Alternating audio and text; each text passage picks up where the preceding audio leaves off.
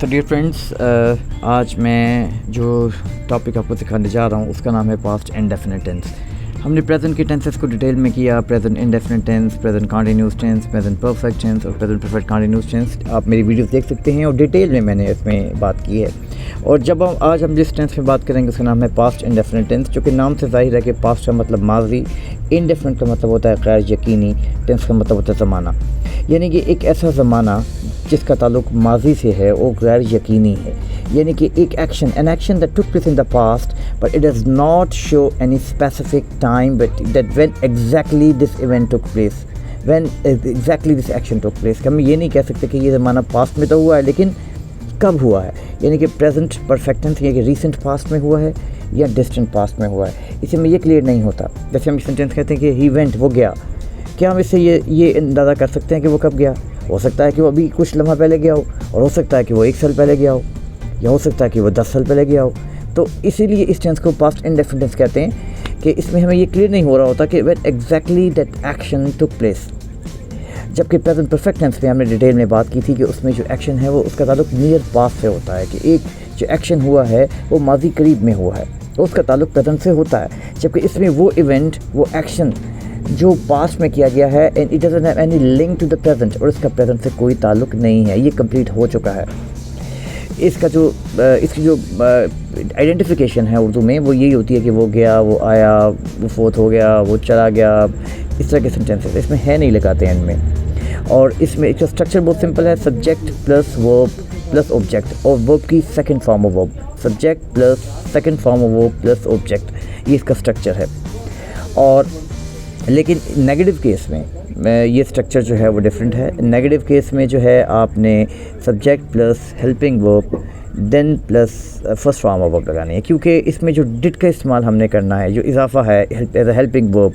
Did चूँकि do की second form है और उसके बाद हम सेकंड फॉर्म नहीं लगा सकते, so we can not use 2 second forms at the same time. ये बात अपने दिल में रखनी है कि हम सेकंड फॉर्म के बाद सेकंड फॉर्म नहीं लगा सकते। तो ये बात अपने इस बात में इसको भूलना नहीं है। और इसमें अब जो भी सिनेरियो आप देख सकते हैं इस टेंस में कि जितने भी जो हैं हमने चीज़ें इसमें देखी हैं, कि एक बात तो हम इसमें ये सीखते हैं कि इसका जो अफर्मेटिव है वो that is we have to use second form of verb after subject, और नेगेटिव में we have to use first form of verb after did. अब हम आते हैं कि मैंने जो पहले भी बात की कि इसमें वो इवेंट, वो एक्शन जो कि पास्ट में हुए हैं उनका प्रेजेंट से कोई ताल्लुक नहीं है, वो टाइम एग्जैक्ट स्पेसिफाई नहीं करते वो कब हुए हैं। लेकिन एक सेंटेंस अगर मैं ये कहता हूँ कि he came to me yesterday at 5 o'clock, अब इसमें हम नोट करें कि येस्टरडे को भी मैंने स्पेसिफाई कर दिया, वो टाइम को भी, तो क्या ये पास्ट इंडेफिनिट टेंस नहीं रहता? ये अभी भी पास्ट इंडेफिनिट टेंस है, क्योंकि हमने एडिशनल इन्फॉर्मेशन तो दे दी है, लेकिन इसकी जो नेचर ऑफ टेंस है वो नहीं बदलती। It's still the same, it is still past indefinite tense, अभी भी पास्ट इंडेफिनिट टेंस ही होगा। हाँ ठीक है, हमने एडिशनल इन्फॉर्मेशन से इसको स्पेसिफाई किया है, लेकिन इस टेंस का बेसिकली ताल्लुक जो है वो पास्ट इंडेफिनिट टेंस से होता है। यानी कि एक ऐसा एक्शन जो कि एक गैर यकीनी ज़माने में पेश आया है, जबकि प्रेजेंट परफेक्ट टेंस में हमें पता होता है कि एक जो एक्शन हुआ है, जो इवेंट हुआ है, वो अभी रीसेंट पास्ट में माजी करीब में हुआ है। ये बात आपने भूलनी नहीं है, दोनों में बेसिक फ़र्क ये होता है। तो ये जो चीज़ जो मैंने आज आपको सिखाई है, ये पास्ट इंडेफिनिट टेंस जो है नॉर्मली कहाँ इस्तेमाल होता है, इसका एप्लीकेशन कहाँ पे होता है? जब हम कोई बात भी पास्ट से रिलेटेड करते हैं तो उसमें हम ये पास्ट इंडेफिनिट टेंस का इस्तेमाल करते हैं। जैसे मैं वहाँ गया, आई वेंट देयर, मेरा दोस्त मुझसे मिलने आया, my friend came to meet me, उसने क्रिकेट खेला, ही प्लेड क्रिकेट। नेगेटिव में उसे क्रिकेट नहीं खेला है, डिडंट प्ले क्रिकेट। उसने चाय पी, ही टुक टी, उसे चाय नहीं पी, ही डिडंट टेक टी। भूलनी नहीं अपनी बात के डेट के बाद फर्स्ट फॉर्म ऑफ वर्ब इस्तेमाल करने हैं।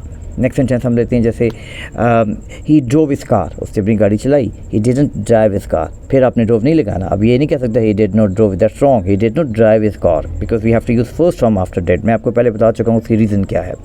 तो ये इसका जो नेगेटिव केस है वो थोड़ा सा डिफरेंट है अफर्मेटिव से, ये अपने बात में रखनी है। तो मेरे ख्याल से इसके तमाम पहलुओं पर हमने बात कर ली, इसकी डेफिनेशन पे, इसके स्ट्रक्चर पे, आइडेंटिफिकेशन पे, इसकी एप्लीकेशन पे, और उसका कंपैरिजन भी कर लिया कि इसका परफेक्ट टेंस के साथ क्या ताल्लुक है। तो उम्मीद करता हूँ कि आपको इस वीडियो से पास्ट इंडेफिनिट टेंस को समझने में आसानी होगी और इसका बेहतर तौर पे आप कंपैरिजन भी कर सकेंगे बाकी टेंसेस के साथ। और अगर आपको ये वीडियो पसंद आई है, अगर आपको इस वीडियो में कुछ समझ में आया है, if you kindly like and subscribe, ताकि मैं मज़ीद टेंसेस में आपके लिए फ्यूचर में और वीडियोस ला सकूं। Thank you.